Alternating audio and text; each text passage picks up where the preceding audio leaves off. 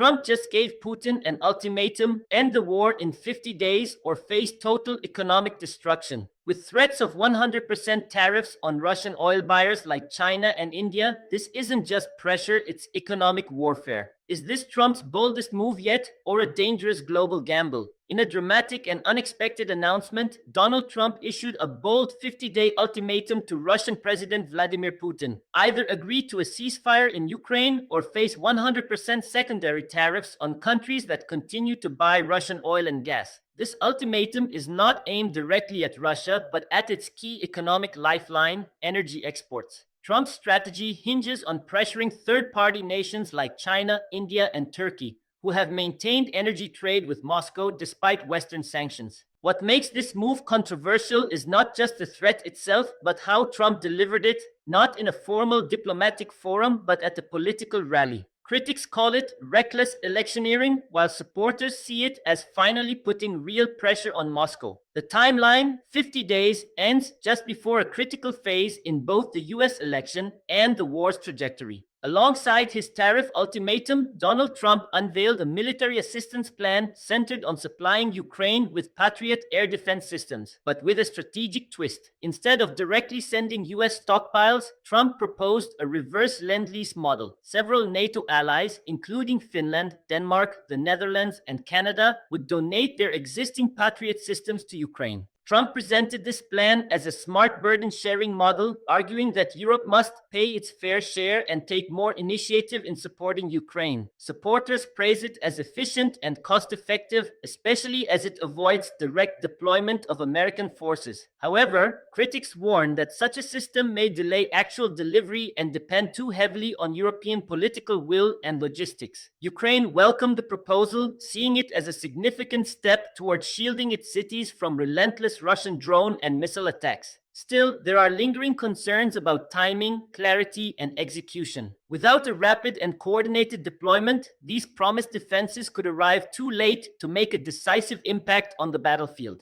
Trump's Ukraine policy took a confusing turn when, during an off-the-cuff speech, he hinted at the possibility of providing Ukraine with long-range missiles capable of striking deep into Russian territory, including strategic cities like Moscow and St. Petersburg. The statement sent shockwaves through diplomatic circles and sparked immediate concern about a potential escalation that could push the war into dangerous, unprecedented territory. However, within days, Trump walked back the comments, calling them misinterpreted and purely hypothetical. This abrupt reversal only deepened the confusion. Was it a deliberate trial balloon to test global reaction, or was it a classic case of Trump's off-script rhetoric clashing with official policy? This kind of mixed messaging has become a hallmark of Trump's foreign policy style, keeping opponents and allies guessing. While some argue that unpredictability can be a useful tool in international politics, others warn it undermines trust and coordination among allies, especially in high-stakes conflicts like Ukraine. The Kremlin swiftly and confidently dismissed Trump's ultimatum as a theatrical performance designed more for American voters than for any real diplomatic outcome. Russian officials, including former President Dmitry Medvedev, mocked the threat of secondary sanctions, stating that Russia is accustomed to Western pressure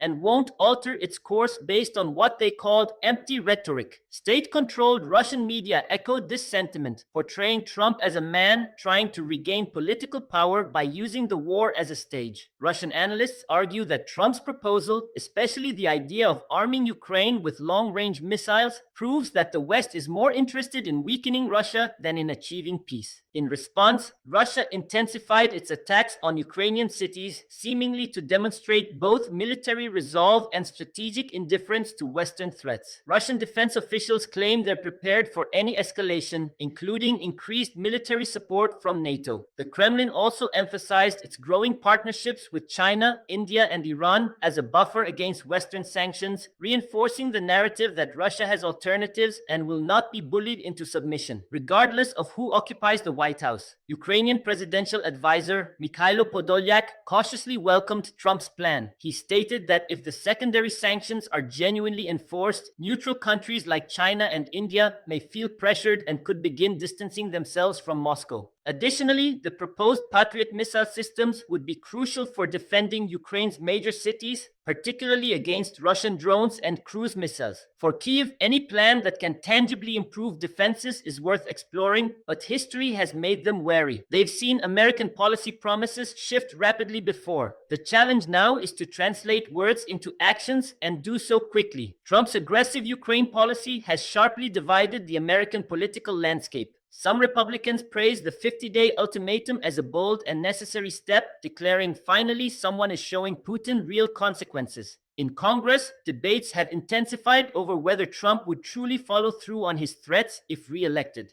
Skeptics point to his past statements about withdrawing from NATO and ending US involvement overseas, raising doubts about his long-term commitment to Ukraine. They argue that Trump's foreign policy is often driven more by campaign optics than strategic consistency. The Biden administration has so far avoided directly commenting on Trump's plan, but behind closed doors, officials are reportedly concerned about the precedent it sets, especially the idea of making major foreign policy declarations from campaign rallies. As November approaches, Ukraine's war is becoming a central issue not just on the battlefield, but in the heart of America's political debate. While Trump was announcing his 50-day plan, Russia continued launching relentless missile and drone attacks across Ukraine. Cities like Kharkiv, Dnipro, and Odessa remain under constant threat, with civilian casualties and infrastructure destruction mounting by the day. In this brutal ground reality, Trump's proposal appears largely symbolic, at least until the promised defense systems are delivered and deployed. Ukrainian citizens are caught between cautious hope and rising frustration. Meanwhile, Russian forces have used the distraction of Western political theater to advance operations on the southern and eastern fronts. Ukrainian analysts warn that while world leaders trade statements, the battlefield continues to shift, often in Russia's favor. Experts are calling Trump's approach an escalate to de-escalate strategy, applying overwhelming pressure to force negotiation. The idea is to create such intense political, economic, and military tension that Putin has no choice but to consider a ceasefire.